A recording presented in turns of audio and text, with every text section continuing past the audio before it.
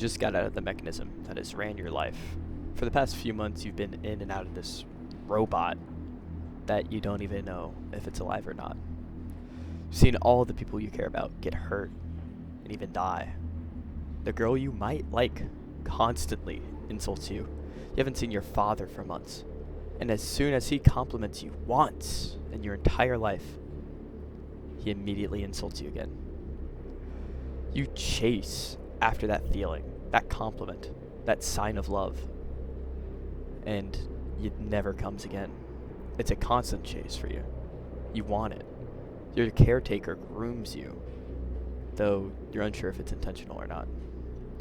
All this climaxes when the person you think actually liked you turns out to be with the enemy, and against your own desires, you end up killing them.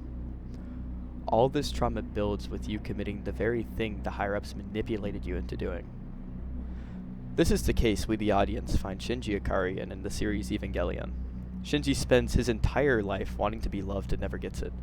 In his own mind, he feels undeserving of love, and that's what leads to the third impact. Before I get back into Evangelion, I want to talk about what it means to feel undeserving of love, and give an example of someone who for a short time felt that way and then pulled himself out of that.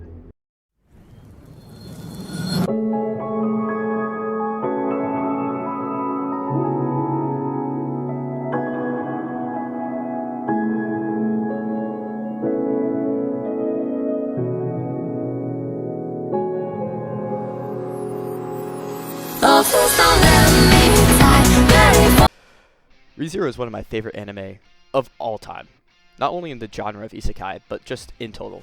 Everything about it, in my opinion, is masterfully written, and I've started reading the light novel recently too. The first time I've actually voluntarily read something that wasn't like a manga or a textbook or some science book, you know? For those of you who haven't watched or read ReZero, I'll give you a summary of the first season or so of the story, but I highly recommend just watching it and then coming back. Alright, so we start in the real world, like most isekai do, with our protagonist, Subaru Natsuki, being transported into another world, which, who could have guessed it's an isekai? He quickly gets adjusted, which isn't really surprising for the audience, since it's an isekai. We're not, critically thinking about it for the most part. But, in universe, it's kind of weird. He goes around this fantasy world and gets jumped by a group of lowly thugs. Subaru, being an actually pretty competent main character, assumes that since he's been isekai, he must get some form of main character power. He also makes the assumption that some cute girl or a harem will pop down and boom, he'll be a normal isekai character. And let's just be kind of real for a moment. If you were isekai'd, wouldn't you also assume you're the main character? I know I would. I would expect to be the most overpowered individual in the verse. I would be expecting at least a domain expansion with Hollow Purple, a harem, $1 trillion, and like the ability to get literally anything I want. That's the bare minimum. So I don't think it's rash to assume Super had similar things in mind, since we know he's into anime in the real world. He was literally buying a manga when he walked out the store and got isekai. So he gets jumped. Nope. Yo, hold on. Did I spell out like the character? Dude, I really need to get off Marvel Rivals. No magic powers there, and is saved by Satella, the cute girl he was waiting for. However, she doesn't fall head over heels for our main character. If anything, she kind of ignores him and writes off her kindness as trying to balance out the system. This is again just another subversion of expectations by the anime's part.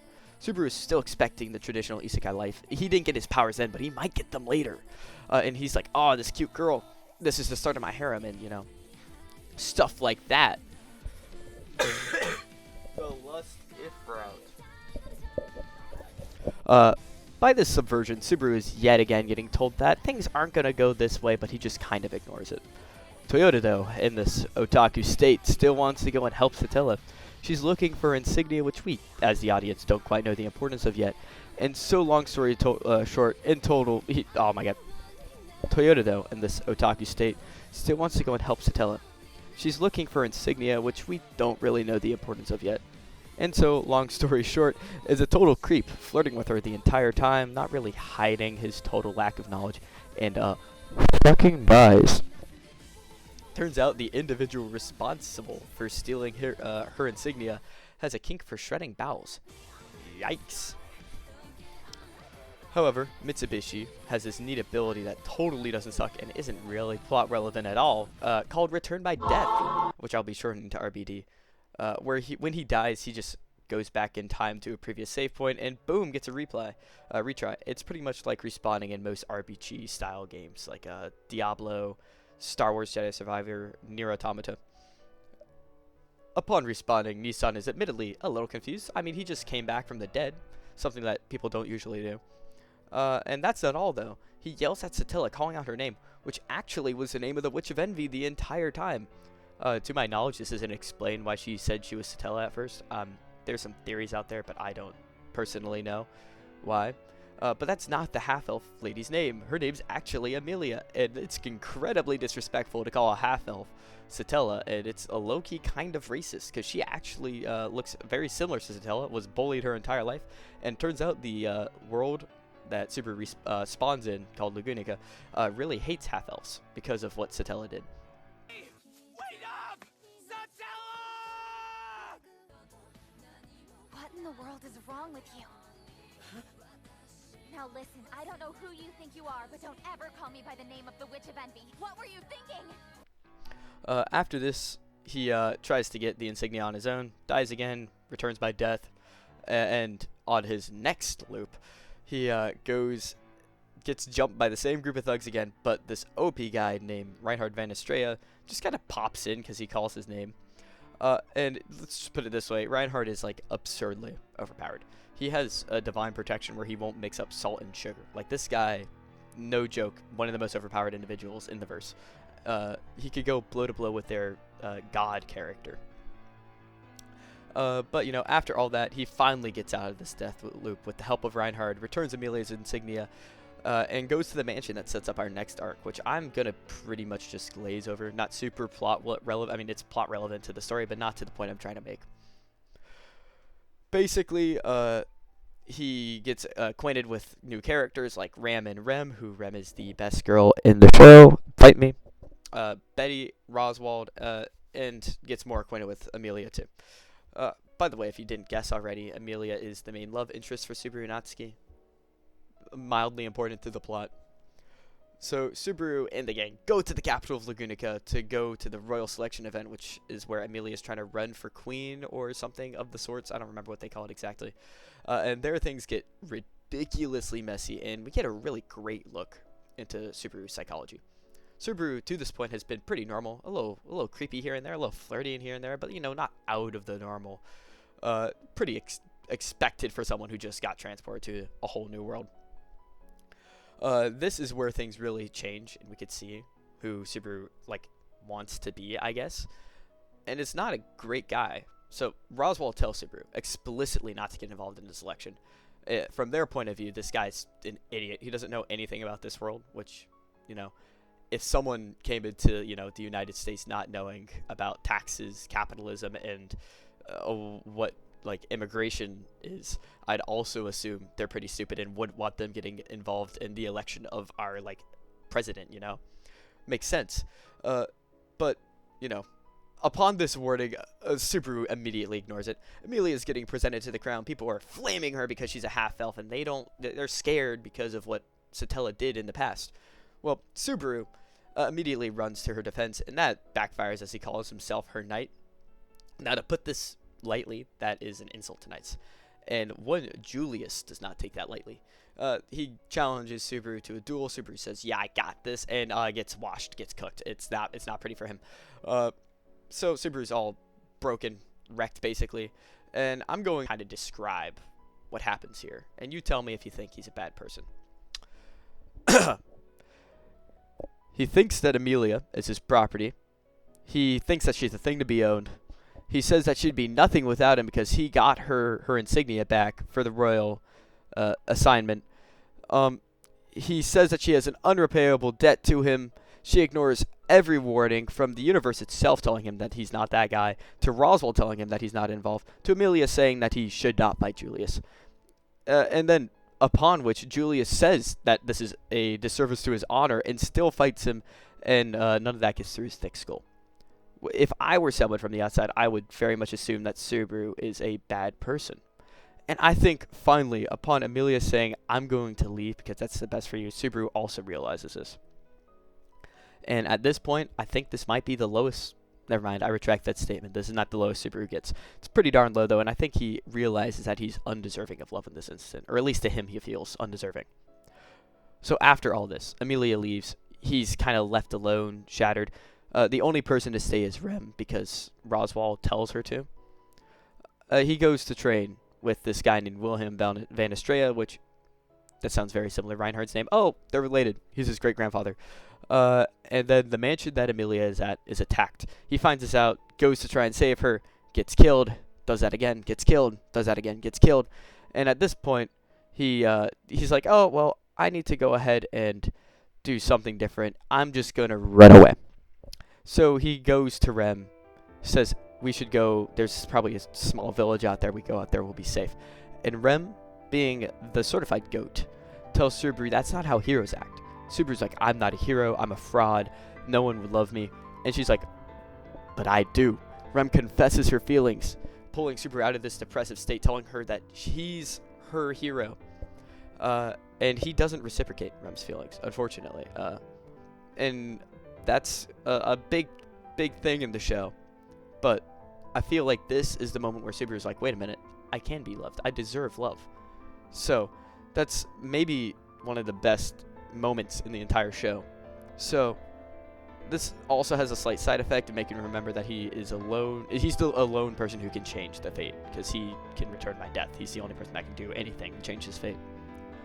And yeah, Subaru Natsuki gets exactly what every lonely otaku dreams of, and he's still nearly destroyed it because he didn't believe he deserved it, and didn't believe that he deserved to be loved at the end. And this is just the best character development, I think. ReZero is all about character development. I highly encourage anyone to read it or watch it.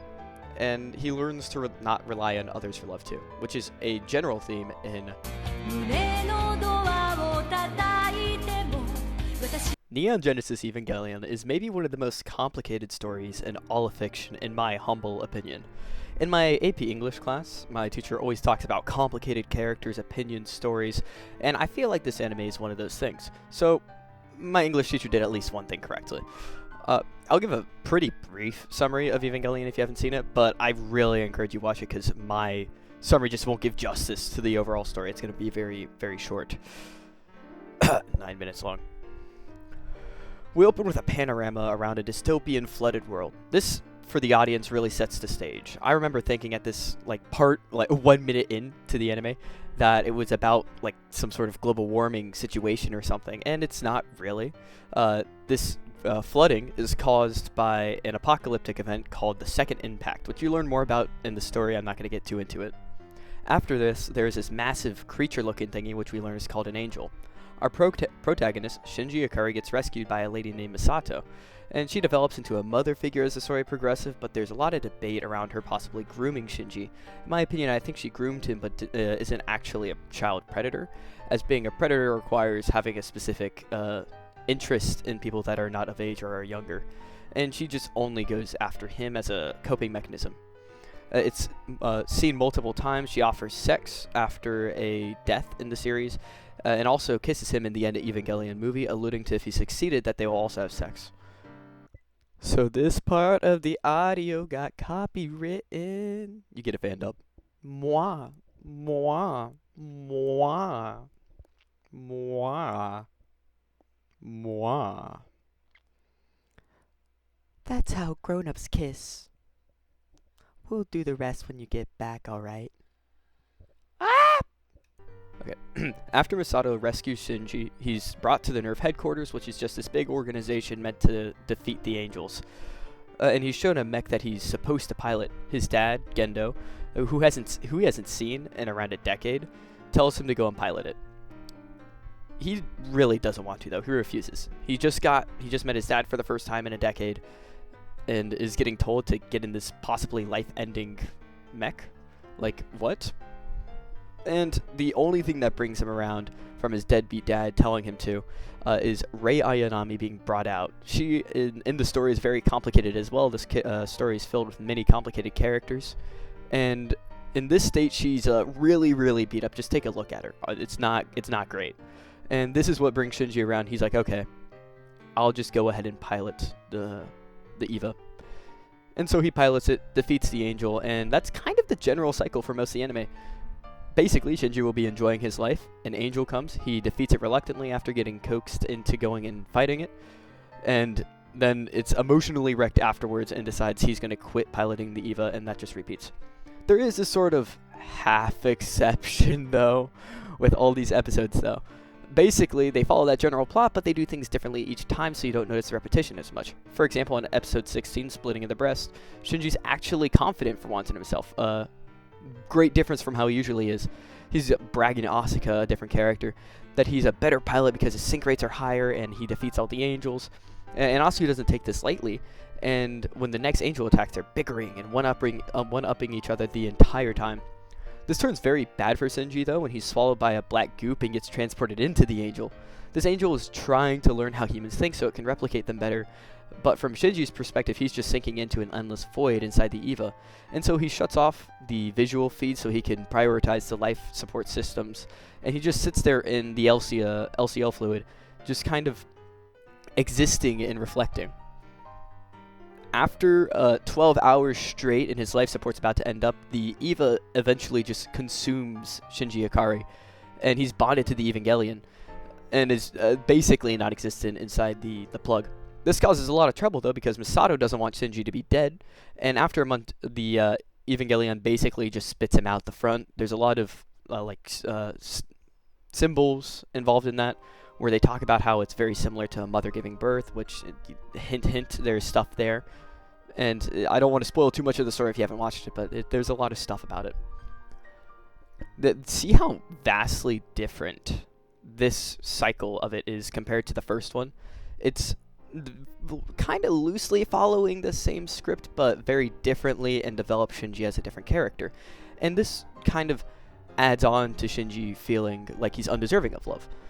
And that's honestly like most of his character development in the anime. Let me introduce you to Asuka Langley real quick.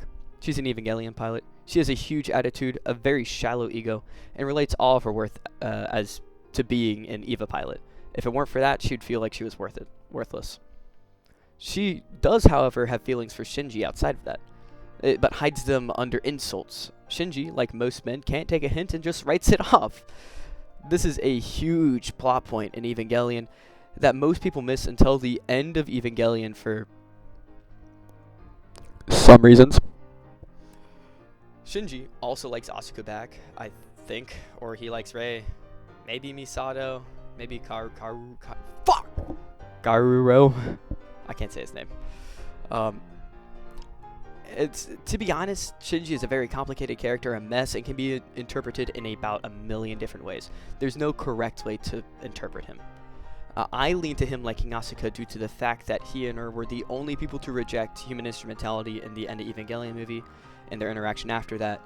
There are a few more instances between them, the kissing scene at the house, stuff like that. I lean into thinking that Asuka sees Shinji kind of like her father, and that I feel like there's like a young romance there, but it's not very noticeable to the audience without digging into it. Maybe I should make a video on that, actually. That'd be really good. Either way, Shinji never acts on his feelings during the main anime series, and he always holds back. If you watch the Reload or Reboot movies, whatever they're called, you'll see that he does kind of make a move on her, but not really. It's, again, up to interpretation. Now, on to my actual analysis of Shinji Ikari. Where do I even start, honestly? He's a pretty young 14-year-old, put into a situation that most people, even as adults, wouldn't be able to handle. He regularly puts himself in the way of world-ending creatures without really knowing why, and I wouldn't say he's the selfless kind. He doesn't actually know why he does this, he just does it. I think, in my personal opinion, that he's doing this for approval from people, particularly from his dad. This is explored multiple times in the anime, where Gendo shows up, praises him, and then leaves, and Shinji, while he's getting praised, feels amazing. Like, just roll the clip.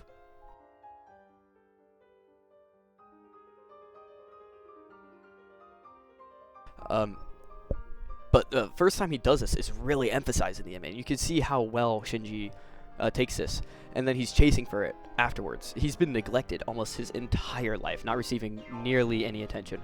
And now he occasionally gets approval from people he cares for. This is like giving a lonely, broke college student $1 million and then saying, if you perform well, I'll give you another $1 million, you know? It's insane. He's getting approval for the first time in his entire life. Masato praises him. Rei sometimes approves of his actions every now and then, even though it's kind of ambiguous. The kids at school do so as well. They're like, oh, you're an EVA pilot. Minus that one time at the start where he gets punched in the face because, he indirectly led to this guy's sister getting in the hospital. The only person he doesn't really receive much admiration from is Asuka. She rarely says anything he does is good. And also, she kind of downplays everything. It's because she's a little jealous. She wants that approval too, but it can make him feel a little worthless at times. I'm going to loop back to episode 16. In this episode, Shinji has big reflective moments where we, the audience, can actually see his internal thoughts, which is something you don't see often. He admits to himself multiple times he feels worthless, and during those moments, Asuka is played on screen of her openly criticizing him. This all turns around when Shinji recalls the praise that he received from his father. Roll the clip. Work, Shinji. My father called me by my name. I was praised by my father. Shinji chooses to ignore Asuka's complex feelings, favoring the direct praise of his father. This bleeds a bit into a larger theme of the anime regarding immaturity.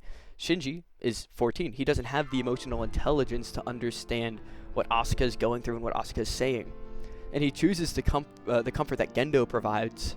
Despite the clear manipulation at play, it's a direct comfort. He wants that.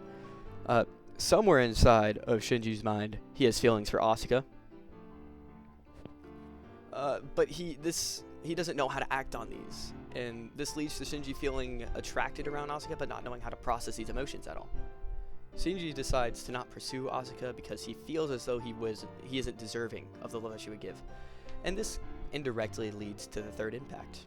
I wish that I could.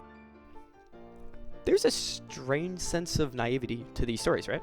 If you've seen them, you might feel like the characters Subaru and Shinji are very naive in their ways. And I mean, they are. They're both teenagers. They're both going through things that would be unimaginable to any of us who are grown. I'm not fully grown. I'm still technically a teenager, but I am legally an adult.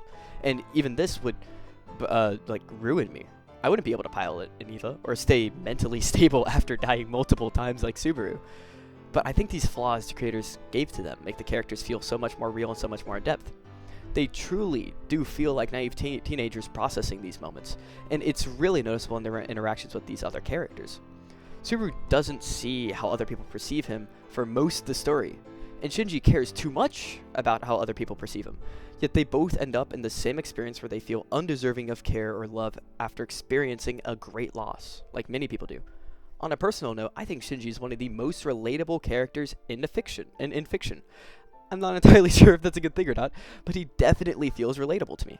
I think everyone, at some point in their life, has felt undeserving of love. And looking back on it, I feel like I was just naive and inexperienced when I did. That was like a really abrupt ending. I really should have written that better, but oh well, I'll do better next time. I hope you enjoyed the video. This is my first video in this style, and I really want to make some more. It was a lot of work, to be honest. I've been planning a video essay for months now, and I finally found a topic I liked. And it's writing the script and everything, editing, it's been so much fun. I'm about halfway through editing the first part of the video, and then that's when I started writing the script for this part, and I'm really happy with it. I think it's going well. There's new ReZero content coming out, and the ending of Chainsaw Man just released, and I really want to make some videos dissecting those and my interpretation of both. Let me know what you'd like to see, though. I'm leaning a bit towards a Steins Gate or Cyberpunk video. I'm really big fans of both those. Steins Gate's my #1 anime of all time, and Cyberpunk's in my top 5 or so, in that range. It's hard to make a tier list, you know. I have a really good script for a Chainsaw Man video, too, and I kind of want to make that. I'm going back into learning Japanese, so I might make an update video on that. Those usually keep me motivated. I don't know. There's a lot that I could do. Well, I guess that's all from me. I need to go watch Fire Force and JoJo's Bizarre Adventures before my friends decide to crucify me or something. Subscribe if you want more videos in this style, I guess, and maybe smash that like button. I don't know.